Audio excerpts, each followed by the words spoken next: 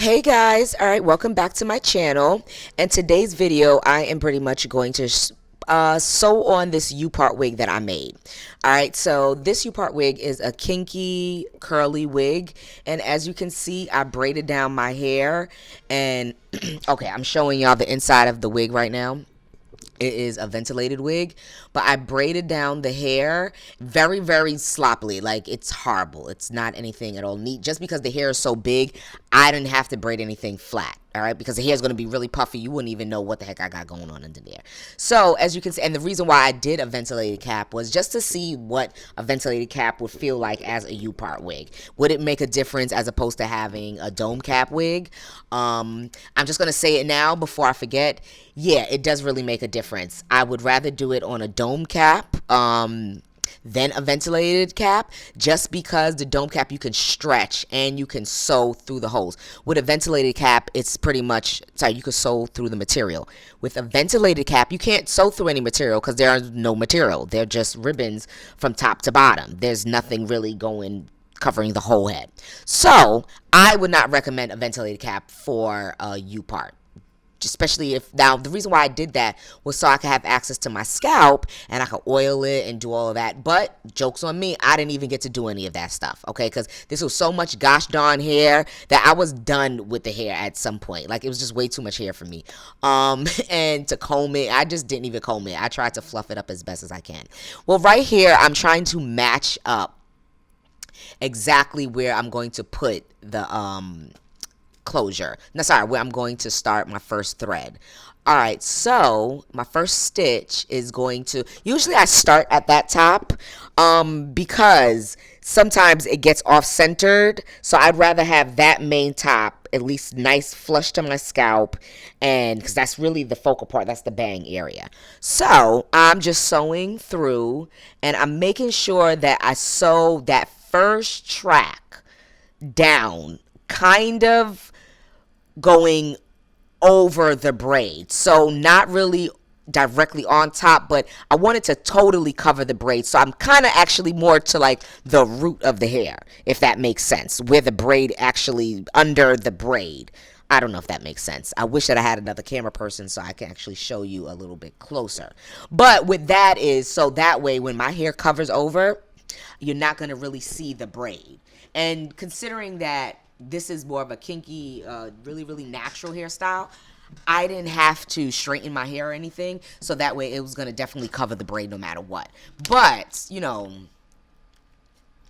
depending on how you braid it, will actually determine if something's going to get covered or not, because you have to make sure you braid it properly. So I hope that you saw this before, but I did anchor braid. So you braid all the way around your perimeter. Now you can leave the edges out and just braid behind that, depending on if you want to put the hair up or not. I left all of my edges out, okay, and I left about like a nice inch and a half, I would say, almost an inch and a half of sleeve out on the top, on that little side part. Reason why I left my edges out is because I wanted to pretty much put my hair up in a bun or put it back or do something without it showing. However, I didn't get to do that either. I think I had this hairstyle in for probably like 2 weeks maybe. Yeah, just 2 weeks, because I was going somewhere and, well, no. I only keep U-parts in for 2 weeks anyway. Let me stop lying. Because I want to wash my hair every 2 weeks at the least. Like, I don't do every week because it's just a lot and I don't want to wash my hair. It's just a lot to wash my hair. It's, you know, it's not a wash and then I can just go, I got to blow dry it, do this, part it. It's just a whole lot. Detangling it. I mean, it's a lot. So I choose every 2 weeks because by then, that's when my hair gets, I can tell that it needs to be washed. It gets greasy. Well, not if it's natural, it doesn't get greasy. Only if it's pressed. But it does get formed like some dry scalp. So I have to rinse it out and clean my scalp and do all that stuff. All right, so right now, I am just braiding. Sorry, I'm sewing around the whole top part. So I started off at that top. I didn't go around or start from the back because I want to make sure that that top part matches perfectly. The back part, if it's whether it's too big, which it ended up being too big, because of course this is a cap is stretched a lot more, a ventilated cap as opposed to a dome cap. And I don't think I measured my head right, just because I didn't have it braided down when I measured it, which what I normally would have done was braid my hair first, then put the stocking cap, the wig cap, over your head without any hair, of course, outline where exactly the anchor braids are and where I wanted to braid down. That way you have an precise fit. So always do that first, okay? Don't just have your hair in a ponytail and expect to braid it down, because you don't know where your braid is going to land. Like your braid may be a little further up or a little further back. Now your whole measurement is off. So always braid your hair first, then do the measurements.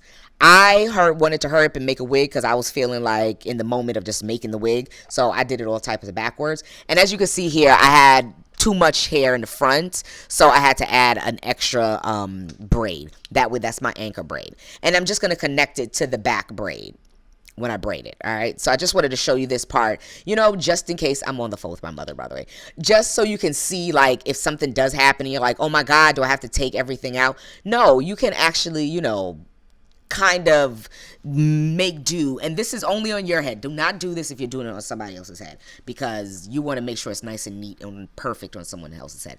But I just wanted a hairstyle real quick, and I couldn't wear my hair out because it's nice and humid these days where I'm at. And yeah, so here we go. Oh yes, so I am in the, you know, the DMV area, and it is summertime and it's humid. So we are getting ready to finish sewing that up. So I'm just making sure all the hair is out of the way. And as you can see, I am chatting up a storm, but I'm trying to make sure it's going in and over the braid. Now, there's probably going to be a little bit more room left over. That's okay. I just dragged it back. And you're not even going to notice it. Like with the hair covering it, you're not going to notice it at all. It's going to be like really, really simple. Cover everything very, very well.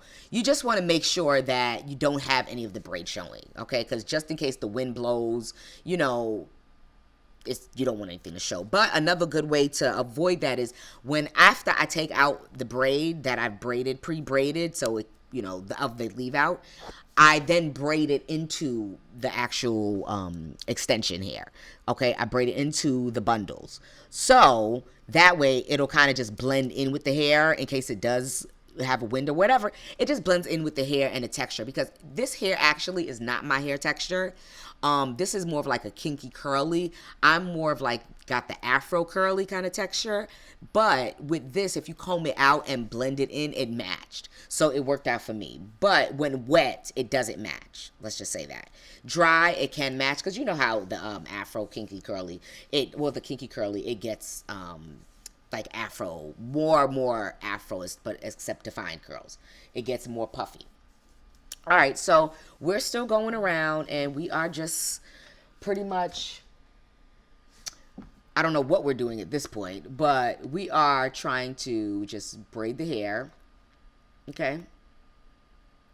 All right, so we are braiding the hair, and not braiding the hair. Scratch that. We are sewing the hair down. Sorry, I had to do some type of like technical things. But I'm trying to now make sure I cover that little hump, because sometimes when you sew on the U-part, you will have like a little hump going on. So I'm trying to get as flat as possible. And I'm actually probably sewing it into the actual hole under the braid, if that makes sense. All right. And it's a lot more difficult. If you saw my last video when I tried to do it without looking in the mirror, it was 10 times harder. I had to pretty much do it in the mirror. But I wanted to show you guys exactly how I do it to sew around. And you just sew around the whole perimeter, pretty much. I'm just going around. I didn't sew the other side yet. I will come around to that side. I'm just trying to get this front down first. And then I'll go around this side all the way to like stop in the middle of the nape of the hair. I probably ran out of thread. Stop in the middle of the nape of my hair, and then I will continue from the top part, as you'll see, going on. Okay, so here is where I am sewing all the way around the bottom, the back side. The back side is a little bit difficult, just because, of course, you can't see, and I have a lot of hair. What I should have done, but I didn't want to leave my whole setup, was go and put the hair up. So I suggest you getting like a little rubber band or scrunchie, put the hair up, get a little I'm having distractions here. So get something, put the hair up. That way you can, you're on your way and you don't have any distractions with the hair or anything is getting caught up in the needle. Okay. And plus you have leave out in the back. So make sure you braid that up too. Braid out all of the leave out, guys. Braid out all of the leave out. Okay. All right. So I'm just going to play this for you and it's just going to keep going. All right. Now, I would like to keep talking to you guys throughout the whole video, but it's pretty much the same thing going on in the back, and I'm just playing it in real time so you can actually see what I'm doing. This wig cap was really, really big for my head. Well, not really, really big. It was just semi-big, but it was a little big, and I'm just struggling over here, as you can see. And I'll just let you watch the struggle. If you don't want to, you can fast forward. It's okay. It's nothing really major going on. But yeah, we just keep going around and around, and that's that. All right.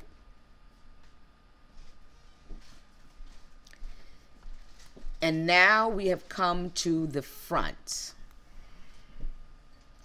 Okay, so we're going around again, and we just keep on going and making sure that it's tied tight. Not too tight where you're going to rip your hair out, but make sure that it is secure, all right? You don't want it too loose, and you want it secure, because if you're going to comb the hair, like if you had another texture, a straighter texture, which I did a straight texture before, so you can see that. You want it to be tight, because that way you will see any bumps or anything going on. You do not want that to be loose if you have a straight texture. Anything wavy, big, curly, and stuff like that, yeah, you could get away with it. But if it's anything straight, I would suggest that you make sure that it's very taut to your scalp and to your head and to the braids, all of that. All right, cool. So we're just threading the needle, and we are going to continue to sew on the hair. Pretty much that's all we do is just keep sewing on the hair. All right. Now we've reached the top, and for the most part, this area is, we've made it. Okay, we've made it. And we are going to just keep sewing around. Now I got everything down. I just want to make sure that it's closed. I want to make sure that it is secure, that nothing in the front is coming out. And just sew that bad boy down, right?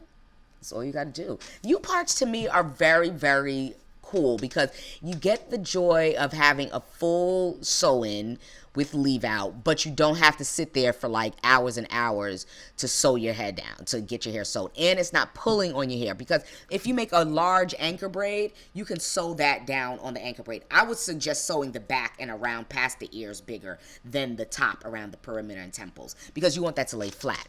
So I would just, I like U-part wigs. I completely love them because I do like having my own hairline out. It does make me look better than having a wig. And just because I like my own hairline, but I love wigs. Of course, I love wigs. And I'm going to try next time to do some pieces and see if that works. So if I take this out and just add some pieces to my hair with some like color, just to add some highlights, yeah, I think that might work out too. But I'm going to get the most of this hair and just keep, trying different styles. And I'm going to redo the wig, make another wig, and I'm going to probably put less hair in it just to make it a little bit more, manageable. Yep, see, I just couldn't take it anymore. I had to take that out. It was just like doing way too much, okay? Just way, way, way too much. All right, so just going to play this down for you. Same old routine. Just sew along the perimeter. That front braid is my anchor braid. That's where all my hair is going to be left out. Okay, so I did leave a significant amount of hair out just because I wanted to, like I said, put it up, and I also wanted to give my edges a break. I did not want to pull on my edges. I wanted to leave my edges alone, make sure that they grow, because I am getting a little traction alopecia, more so on my left side, and that's from years of braids, putting glue, back then when they're quick weaves, when you actually glued, but I wouldn't glue it, but glue would had gotten on it twice, and I didn't take it out properly, so I think I lost some hair from there. But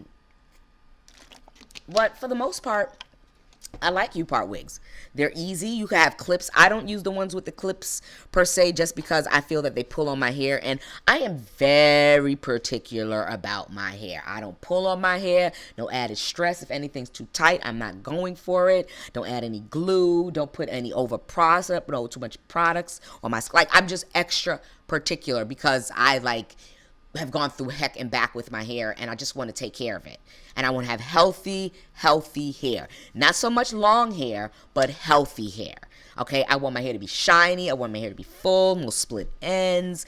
You know, I want it to be nice and curly, no heat damage, which I do have about 25% heat damage. Just because I went to a salon, I went to a Dominican salon, and she did give me heat damage. At least my hair didn't fall out this time, though. At least my hair didn't fall out. So I will give her credit, but it's all good. You know, I'm found a new salon in my area that I really, really like. He did a great job with my hair. It came back. It reverted back to its natural curl. Same. It was perfect. So I have no complaints. I suggest when you are doing U-parts, you know what I'm saying, it's basically for convenience. But I would suggest sewing it down unless you like it, wanted a wig, you want to take it on and take it off. I just don't do that. That's just me. But I like, you know, I do sell it with, you can add clips to it as well. But I just don't like it. I don't like anything pulling on my hair. I'm just extra like that. And even ponytails, like I'm real extra with ponytails too. I probably will get a ponytail like twice a year. But all right, so we're basically taking out the braids. And since my hair is not straightened, I didn't blow dry it or anything, it's like really, really hard to get out, and it's hurting probably if you see my faces making faces. But thanks again for watching. Here's a picture of what it looks like. Don't forget to subscribe and like and comment later.